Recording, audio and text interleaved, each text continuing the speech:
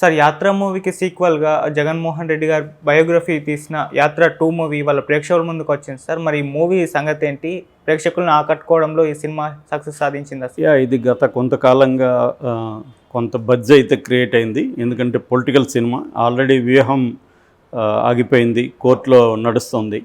అందుకని జగన్మోహన్ రెడ్డి మీద వచ్చిన రెండవ సినిమా ఇది. కాబట్టి దీని మీద కూడా బజ్ వచ్చింది. అయితే దీన్ని ఆపడానికి తెలుగుదేశం వాళ్ళు కానీ, లోకేష్ కానీ ఎవరు కానీ ట్రై చేయలేదు. ఎందుకంటే ట్రైలర్లో కానీ మిగతా చోట తెలుగుదేశానికి యాంటీగా లేకపోతే వాళ్ళని విలన్స్ చూపిస్తున్నట్టు అలాగేం లేదు.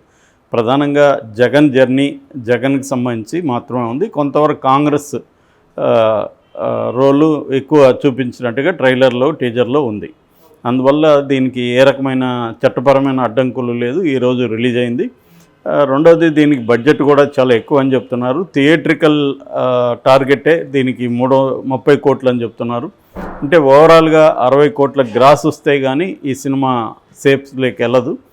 మరి ఈ సినిమా ఈరోజు రిలీజ్ అయ్యింది. ఎలా ఉందనేది చూస్తే ప్రధానంగా దీంట్లో యాక్టర్స్ వచ్చినప్పుడు గతంలో యాత్రలో చేసిన మమ్ముట్టి ఉన్నాడు, జగన్గా జీవా చేశాడు.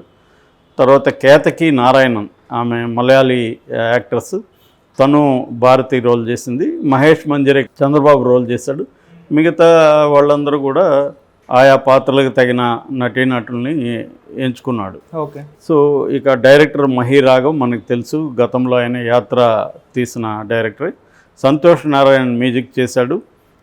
సెల్వకుమార్ ఎస్కే తను కెమెరా వర్క్ చేశాడు. దీన్ని శివ మేక అని ఆయన ప్రొడ్యూస్ చేశాడు. సరే, ఇక కథ విషయానికి వస్తే ఇది 2009 నుంచి 2019 వరకు జరిగిన జగన్ జీవితంలో జరిగిన పరిణామాలు బేసిక్గా అదే కథ. మామూలుగా యాత్ర తీసుకుంటే యాత్ర ఏమో ప్రధానంగా రాజశేఖర రెడ్డి పాదయాత్ర మీద ఫోకస్ చేస్తూ దాని చుట్టూ జరిగిన సీన్ల మీద అల్లుకున్న కథ. ఓకే. అయితే ఇది యాత్ర 2 అని పేరు పెట్టారు, కానీ ఇది ప్రధానంగా జగన్ యాత్ర మీద అయితే కాదు. జగన్ 2 రకాల యాత్రలు చేశారు.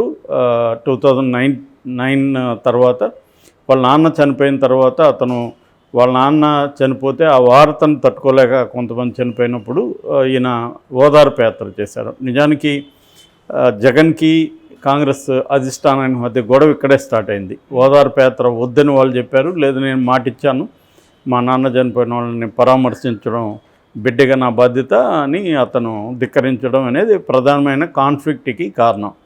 సో అక్కడి నుంచి మొదలవుతుంది. అంటే రాజశేఖర రెడ్డి సీన్లు కూడా కొన్ని ఓపెనింగ్లో వస్తాయి. దాని తర్వాత రాజశేఖర రెడ్డి చనిపోయిన తర్వాత అసలు ఏమేమి జరిగింది మనకి ఇవన్నీ తెలిసిందే. కాకపోతే వెర్షన్స్, ఏ వెర్షన్ జగనే సంతకాలు సేకరించాడని తెలుగుదేశం చెప్తుంది, లేదు ఎమ్మెల్యేలు చేశారు జగన్ రావాలని వైసీపీ చెప్తుంది. ఈ వెర్షన్నే, వైసీపీ వెర్షన్నే దీంట్లో క్యారీ చేశారు ప్రధానంగా.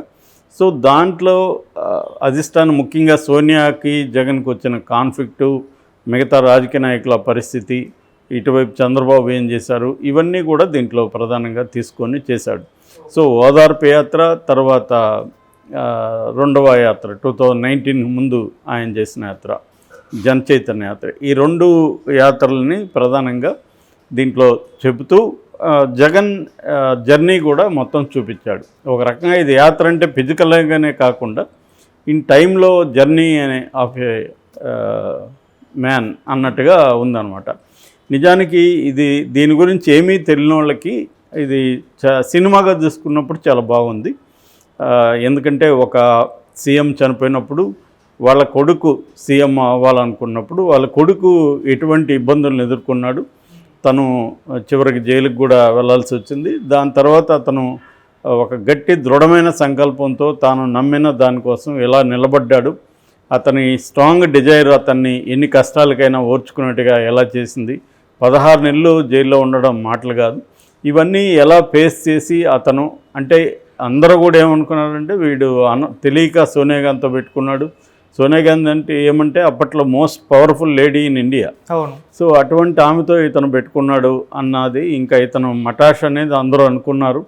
కానీ అతను ఎలా నిలబడి ఎలా ప్రజల్లోకి వెళ్ళి ఎన్ని కష్టాలకు లోనై ఫైనల్గా తన గోల్కి రీచ్ అయ్యాడు అనేది ఒక రకమైన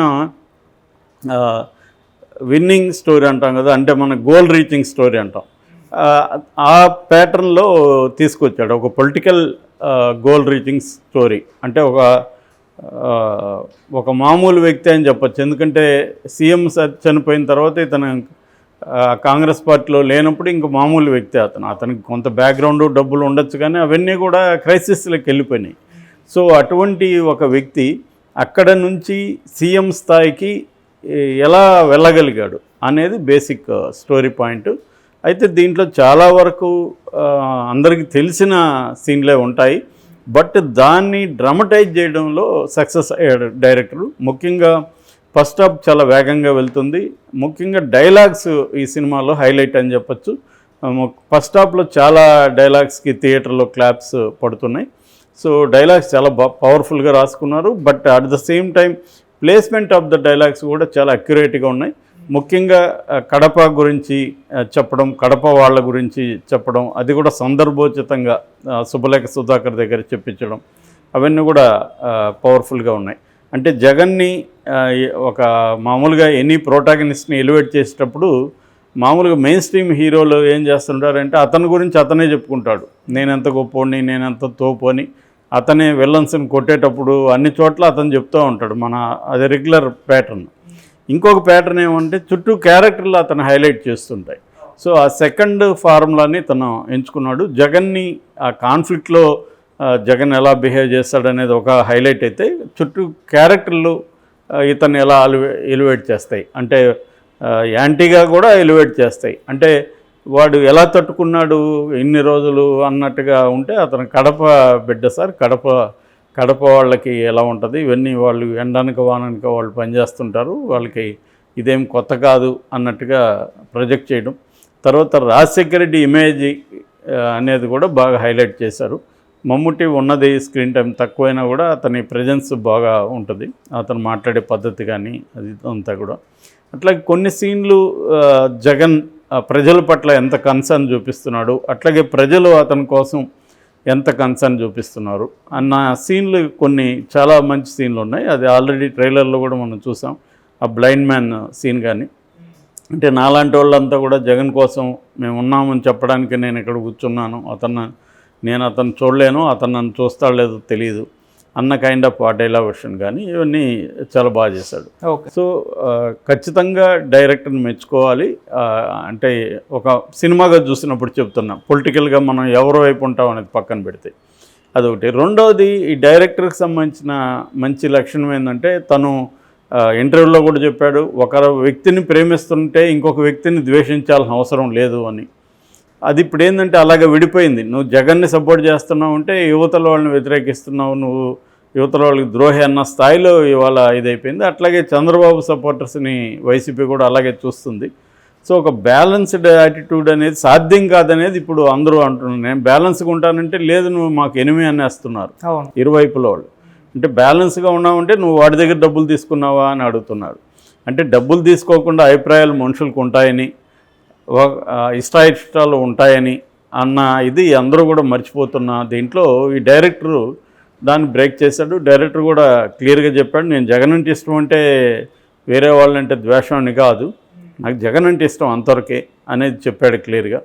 అక్కడే మనకి ఇతనికి రామ్ గోపాల్ తేడా కనబడుతుంది. రామ్ గోపాల్ ఏమో నాకు జగన్ ఇష్టం, చంద్రబాబు ఇష్టం లేదని రెండో వైపు కూడా చెప్తాడు, కానీ ఇతను అవి చెప్పలేదు. ఆ కైండ్ ఆఫ్ బ్యాలెన్స్ సినిమాలో కూడా కనపడుతుంది. కావాలనే విలన్స్గా విలన్ చేయడం, దానికి సంబంధించి ఒక క్రూరంగా విలన్స్ లాగా చూపించడం అదేమీ లేదు. ఆ కాంటెక్స్లో ఎవరి ప్రయోజనాలకు వాళ్ళు అనుగుణంగా బిహేవ్ చేస్తారు. ఇప్పుడు సోనియా గాంధీని కూడా మనం విలన్ అనలేం. ఆ కాంటెక్స్లో ఆమె రోల్ ఏంటి, ఒక కాంగ్రెస్ పార్టీ ఉన్నప్పుడు ఆ కాంగ్రెస్ పార్టీలో ప్రతి రాష్ట్రంలో ఉన్న నాయకులు కూడా అధిష్టానం మాట వినాలి. అది కాంగ్రెస్ అయినా బీజేపీ అయినా నేషనల్ పార్టీలు అందరూ కూడా అలాగే బిహేవ్ చేస్తారు. సేమ్ అదే ప్లేస్లో ఇంకొకరు ఉంటే కూడా చేసేవాళ్ళేమో. కాకపోతే ఏంటంటే సోనియా గాంధీ చేసిన తప్పు ఏంటంటే ప్రాక్టికల్ పరిస్థితులను అంచనా వేయడంలో ఆమె పొరపడింది అనేది తప్ప ఆమె ఏదో బ్యాడ్ లేడీ లేకపోతే విలన్ అనేది చెప్పలేం. సో ఆ కైండ్ ఆఫ్ ఒక ట్రీట్మెంట్ ఆబ్జెక్టివ్గా ఉంది అనమాట ఈ సినిమాలో. అయితే ఇక ఫస్ట్ హాఫ్ చాలా వేగంగా వెళ్తుంది, సెకండ్ హాఫ్ మాత్రం కొద్దిగా స్లో పేస్లోకి వెళ్ళింది. సో దానివల్ల మనకి ఒక అక్కడక్కడ బోర్ కొట్టే అవకాశం ఉంది. ఓకే. అయితే ఇది వైసీపీ శ్రేణులకు మాత్రం విపరీతంగా నచ్చుతుంది. వాళ్ళు చాలామంది గూస్ బంప్స్ మూమెంట్స్ అని ఏడిపించావని ఇలా పెట్టుకుంటున్నారు. నిజంగా వాళ్ళకి నచ్చిన లీడర్ కాబట్టి అతను ఎన్ని బాధలు పడ్డాడు ఏంది అనేది వాళ్ళకి విజువల్గా చూసినప్పుడు ఆ డ్రామాటిక్ ఎఫెక్ట్ వాళ్ళ మీద పడుతుంది. ఖచ్చితంగా వాళ్ళు ఏడ్చుండొచ్చు, బాధపడి ఉండొచ్చు, గూస్ బంప్స్ మూమెంట్స్ వచ్చుండొచ్చు వాళ్ళకి. మామూలుగా వాళ్ళు చూసినప్పుడు కూడా ఆ డ్రామాలో కొద్దిగా ఫీల్ అయ్యే ఛాన్స్ అయితే ఉంది, వ్యతిరేకులకు తప్ప. ఏదేమైనా ఓవరాల్గా సినిమాని డైరెక్టరు స్క్రీన్ ప్లే కానీ కథ చెప్పే విధంగానే నీట్గా తీసుకెళ్ళాడు. ఇక దీంట్లో హైలైట్స్ అంటే బ్యాక్గ్రౌండ్ స్కోర్ సంతోష్ నారాయణ చాలా బాగా చేశాడు, కానీ పాటలు డిసప్పాయింట్ చేశాడని చెప్పాలి. ఇక కెమెరా వర్క్ కూడా చాలా నీట్గా ఉంది. ఈ సినిమాకి ఎలా ఉండాలో అలా ఉంది, ఎక్కడ ఎక్స్ట్రా కానీ అట్లని తక్కువగా కానీ లేదు. నటీనటుల పెర్ఫార్మెన్స్ కూడా జీవా కూడా మ్యాక్సిమం జగన్ మూమెంట్స్, జగన్ కదలికలు అవన్నీ బాగా అబ్జర్వ్ చేసి వీడియోలు బాగా చూసి పర్ఫెక్ట్గా చేశాడు. ఈ కేతకి నారాయణ అయితే బ్రహ్మాండంగా చేసింది భారతిలాగే. ఆమె కూడా భారతిని గురించి నేను చాలా తెలుసుకొని రీసెర్చ్ చేసి 3 నెలల పాటు కృషి చేశానని ఇంటర్వ్యూలో చెప్పింది. దానికి తగినట్టే ఉంది. ఆర్టిస్టులు అంతా పర్ఫెక్ట్గా చేశారు. అట్లాగే సోనియా రోల్ కానీ, రోసయ్య క్యారెక్టర్ వీళ్ళందరూ కూడా బాగా చేశారు. ఓవరాల్గా దీంట్లో ప్లస్ పాయింట్లు కథనం అంటే స్క్రీన్ ప్లే, తర్వాత డైలాగ్స్, యాక్టర్స్, డైరెక్షన్. మైనస్లు చెప్పాలంటే పెద్దగా ఎంటర్టైనింగ్గా ఉండదు. మామూలు ఆడియన్స్ వెళ్ళి ఒక సినిమాగా చూసినప్పుడు ఎంటర్టైన్మెంట్ కోరుకుంటే అదేమి ఉండదు. దీంట్లో కథ సీరియస్గా ఉంటుంది అంతే.